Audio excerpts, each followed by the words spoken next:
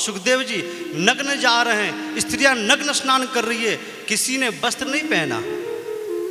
लेकिन वही बूढ़े बाबा वेदव्यास जी जैसे ही पहुंचे, स्त्रियों ने वस्त्र धारण कर लिया। वेदव्यास जी चौंके कि है स्त्री, मुझे ये बताओ कि मेरा पुत्र युवा 16 वर्षीय, तुमको वस्त्र उसके सामने पहनना चाहिए था, ढकना चाहिए था। हम तो वैसे भी वृद्ध हैं, मेरे सामने वस्त्र पहनने क्या औचित्य है। उन स्त्रियों ने जवाब दिया कि बाबा, आपने महाभारत की रचना की है, आपने 18 पुराणों की रचना कर दी है, आपको पता है स्त्री पुरुष का भेद, आपको स्त्री पुरुष का भेद पता है। लेकिन आपका जो पुत्र सुखदेव है वो स्त्री पुरुष के भेद से ऊपर है, उसको स्त्री पुरुष का कोई भेद नहीं है। कौन स्त्री कौन पुरुष, आखिर है कौन स्त्री पुरुष? पुरुष एक ही है, वह सिर्फ ठाकुर, बाकी सब स्त्रियां हैं, कोई पुरुष नहीं है। ब्रज में कोई पुरुष नहीं है, सब स्त्रियां, सब गोपियां हैं। पुरुष तो एक ही है, ठाकुर है। भगवान शिव को भी रास में गोपी भेष धारण करना पड़ा, गोपी बनना पड़ा। सब स्त्री हैं, सब गोपी हैं। जब तक गोपी भाव अंदर नहीं होगा तब तक ठाकुर दिखाई नहीं देगा। गोपी भाव होना चाहिए। तो सुखदेव अमल आत्मा है, उसके अंदर कोई भेद नहीं है, स्त्री पुरुष से परे है वो। कौन स्त्री कौन पुरुष? आज जिसको पुत्र कहते हो, कभी किसी का बाप बना होगा, आपका बाप बना होगा। तो अमल आत्मा है सुखदेव जी। तो उन अमल आत्माओं को, सुखदेव जी जैसे अमल आत्मा को खींचने के लिए आपका जन्म होता है। निर्गुण का चिंतन करते थे, निर्गुण ब्रह्म का चिंतन करते थे सुखदेव जी।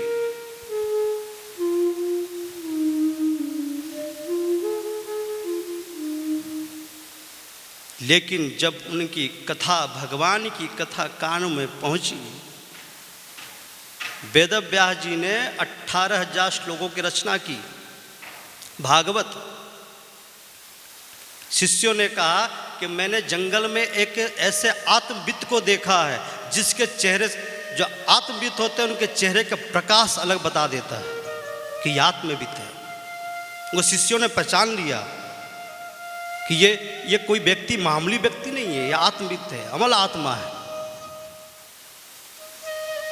जाकर अपने गुरु वेदव्यास जी से सामने शिष्यों ने कहा कि एक व्यक्ति मैंने देखा, उसके चेहरे में प्रकाश से अमल आत्मा है।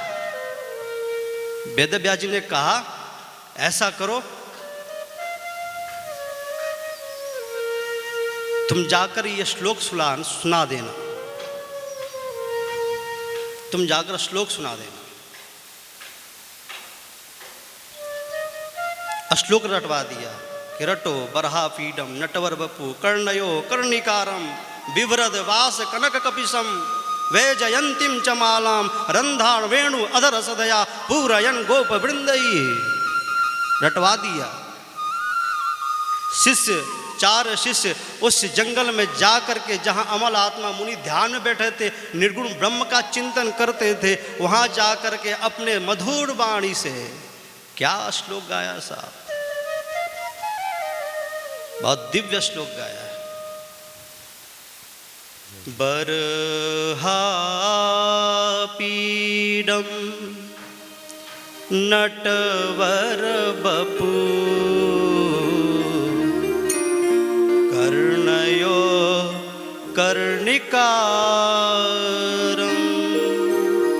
बिभ्रद्वास कनककपिशं वेजयन्तीं च मालां रन्ध्राणवेणो अधरसुधया पूरयन् गोपवृन्दै। वृन्दारण्यं स्वपदरमणं प्राविशद गीतकीर्ति। वृन्दारण्यं स्वपदरमणं प्रावसद। बहुत ही सुंदर भाव से गीत को गाया, श्लोक को गाया।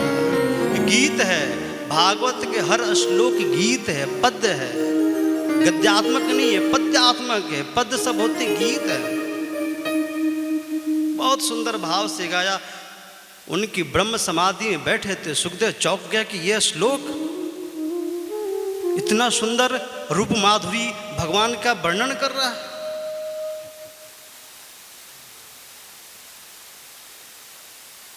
उनकी आंख खुल गई। उन ऋषियों से पूछा,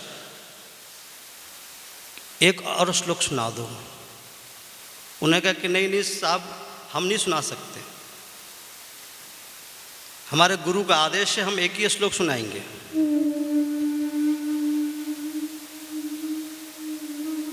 सुखदेव जी कह रहे हैं कि मुझे रूप माधुरी का हमने यह श्लोक सुना है।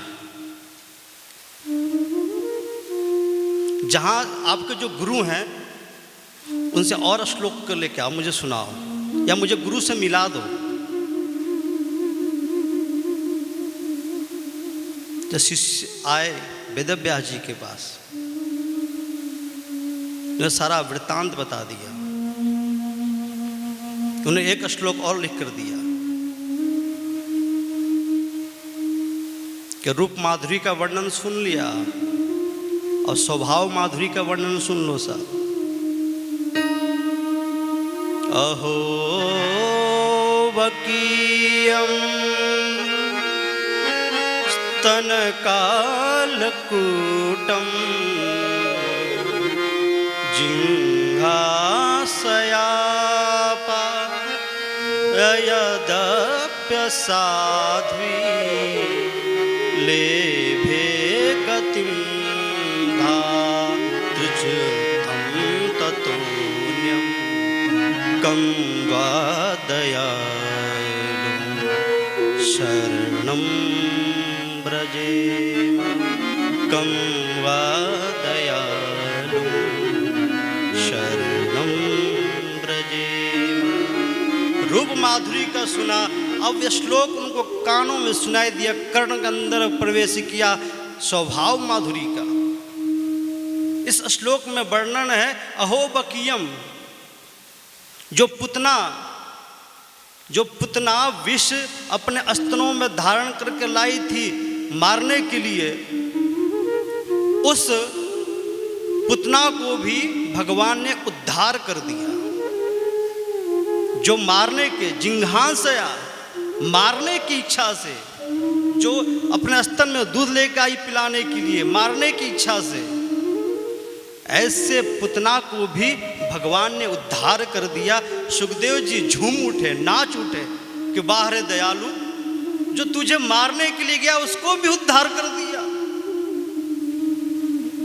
कौन ऐसा संसार में होगा कि आपको पत्थर मारे आप उसको पूजे? कोई नहीं। जो जहर लेके मारने गई ऐसे पुतना को भी आपने उद्धार कर दिया। सुखदेव जी उछल पड़े, बोले आप अपने गुरु के पास ले चलो। महाराज गुरु के पास गए, अपने पिता वेदव्यास जी के पास। जो सुखदेव जी लौट गए थे, आज वही रूप माधुरी के आकर्षण से आकर्षित होकर के आज पिता के चरणों में आ गए। यह है रूप माधुरी, कृष्ण का आकर्षण। अमल आत्माओं को भी आकर्षित कर लेती है। अमल आत्माओं को आकर्षण करने के लिए तुम्हारा अवतार होता है। नमः परमहंसानां, हंस परमहंस, अमल आत्माओं को आप आकर्षित कर लेते हो। उनको और दुनिया में कोई आकर्षित नहीं कर सकता है।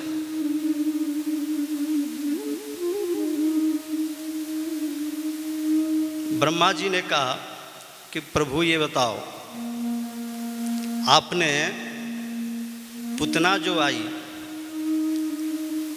मारने की इच्छा से जिंघा से आया, मारने की इच्छा से उसका भी उद्धार कर दिया, उसको भी रूप सारूप मुक्ति, सायुज मुक्ति सब प्रदान कर दिए।